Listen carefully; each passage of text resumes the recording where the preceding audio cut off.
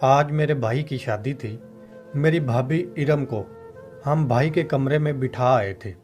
सब खुश थे। इरम भाभी बहुत प्यारी लग रही थी। मैंने भाई को रूम में भेजा और खुद अम्मी के पास चली गई। मैं अम्मी के पास बैठी थी कि मुझे भाई के कमरे से चीखने की आवाज़ें आने लगी। मैं और अम्मी परेशानी से उनके कमरे की तरफ भागे और दरवाज़ा खोला तो हमारी आंखें फटी रह गईं। इरम भाभी के सर से खून बह रहा था। पूरा कमरा बिखरा पड़ा था। अम्मी समझ गईं कि ये सब अरमान ने किया है। हम दोनों माँ बेटी परेशानी से उसे देख रहे थे कि ये क्या हरकत की है। हमारी हैरत की इंतहा ना रही।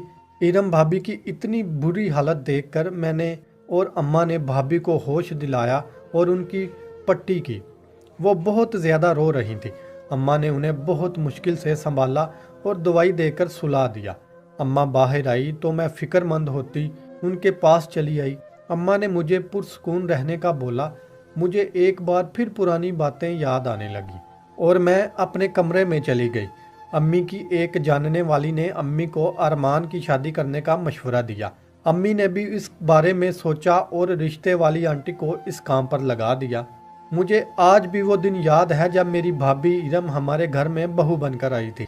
इरम भाभी बेहद खूबसूरत थी मगर मतवस्त तबके से ताल्लुक़ रखती थी। इरम भाभी के अब्बू वफात पा गए थे। उनकी अम्मी घरों में काम करके उनका पेट पाल। मेरी अम्मी जब रिश्ता लेकर गई तो उन्होंने अपने रब का शुक्र अदा किया और इरम भाभी दुल्हन बनकर हमारे घर आ गई। इरम भाभी बहुत कम गो थी। दिन गुजरने लगे और इरम भाभी ने घर के कामों में हाथ पटाना शुरू कर दिया। इरम भाभी की एक आदत बहुत अजीब थी। वो जब भी किचन में खाना बनाती तो अंदर से लाक कर लेती और सबको बाहर निकाल कर खाना बनाती। मुझे हैरत होती कि न जाने ऐसा क्यों करती हैं। इरम भाभी जब किचन में होती तो किचन से इंतहाई नागवार बदबू आने लगती जिसमें सांस लेना भी मुहाल हो जाता। लेकिन हमारी आंखें तब खुली की खुली रह गईं जब हम इरम भाभी के हाथ का खाना पकाया खाते। खाना बेहद लजीज बना था। हर चीज़ परफेक्ट थी। मेरी तो आंखें खुल गई थी। इस वाक़ये के बाद यही मामूल रहने लगा। भाभी जब भी किचन में जाती पूरे घर में बदबू हो जाती। अम्मी इन बातों पर गौर न करती। उनकी सारी तवज्जो अरमान भाई की जानिब होती। अरमान भाई इरम भाभी के साथ बहुत बुरा रवैया रखते। कभी कोई चीज़ उठाकर फेंक देते। अम्मा बाकायदगी से अरमान भाई को उनकी दवाइयाँ देती। मैं और अम्मा ऐसे ही कमरे में बैठे हुए थे जब इरमान चिल्लाया। अरमान ने अम्मा के पास बैठे बैठे मुझे धक्का दे दिया और वहाँ से भाग गया। मैं परेशानी के आलम में दरवाजे को तकती रह गई। ये सब आखिर क्या हो रहा था। अगली सुबह इरम भाभी ने कमरे से बाहर कदम रखा तो सामना अरमान से हुआ जो उसे ही घूर रहा था। वो बहुत खौफजदा हुई और भागने के अंदाज में वहाँ से निकली। मैं ये सब देखती अफसोस करती रह गई। बेचारी नई नवेली दुल्हन का ये हाल क्या हो गया था। इरम भाभी बहुत नेक औरत थी। हमेशा उनके लबों पर कोई विर्द रहता था। शादी को 1 माह हो गया था। इस 1 माह में वो बहुत ज़्यादा बदल गई थी। वो ज़रूरत से ज़्यादा किसी से बात ना करती और हर काम सलीका शुआरी से करती। अरमान की हर बात उनकी सर आंखों पर होती। लेकिन फिर भी न जाने क्या था कि अरमान भाभी से कभी खुश नहीं होता। उनको देखकर बहुत अजीब रवैया इख्तियार कर लेता और उनको नुकसान पहुंचाने की कोशिश करता। एक दिन भाभी और मैं कोई काम कर रहे थे कि अरमान आ गया और गुस्से से भाभी को बोलने लगा कि कहाँ हैं तुम। तुमसे कहा था कि मुझे गंध से एलर्जी है लेकिन तुम न जाने किस मट्टी की बनी हो। मेरी बातों का कोई असर नहीं होता। अब चलो जल्दी से मेरा कमरा साफ कर दो। वो भाभी को साथ ले गए। मुझे भाभी पर भी हैरत हुई कि कैसे वो बर्दाश्त कर लेती हैं ये सब। इतनी तजलील। मैं उनके कमरे में अपना फ़ोन लेने गई तो मेरी आंखें खुल गईं। अरमान भाभी से ड्रेसिंग टेबल साफ करवा रहा था जो शीशे की तरह चमक रही थी। लेकिन अरमान बार बार उसे साफ करवाता और इरम भाभी बिना चूं चां किए मान जाती। मैं तो घूम के रह गई थी कि भाई की अजीब हरकतों पर मेरी समझ से ये सब बाहर था।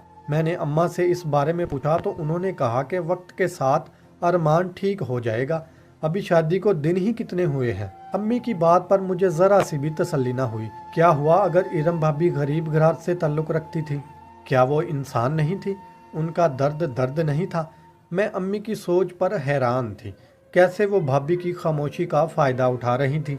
फिर ये सिलसिला यूं ही चलता रहा और उनकी शादी को 6 माह गुजर गए। भाभी अब अरमान भाई को समझने लगी थी। उनका हर काम कर देती, लेकिन उनको भाई की कुछ बातें बहुत परेशान करती। एक दिन भाभी ने मुझे बताया कि उन्होंने भाई को अपनी शर्ट से दीवार साफ करते देखा। मैं हैरान हुई कि ऐसा कैसे हो सकता है। तो वो बोली, सिर्फ यही नहीं, आपके भाई रात के वक्त तकियों की रुई में कुछ कर रहे होते हैं। मैं बहुत डर जाती हूँ। भाभी की बातें सुनकर मेरा चेहरा फक हो गया कि आखिर ये क्या माजरा है। मैं इन बातों पर गौर किया और भाभी को अरमान के डॉक्टर से बात करने का कहा। भाभी ने जब उनसे बात की तो उनको जो खबर मिली, उनको लगा कि गोया क़यामत उन पर टूट पड़ी हो। डॉक्टर ने उनको बताया कि अरमान का जहनी तवाज़ुन ख़राब है।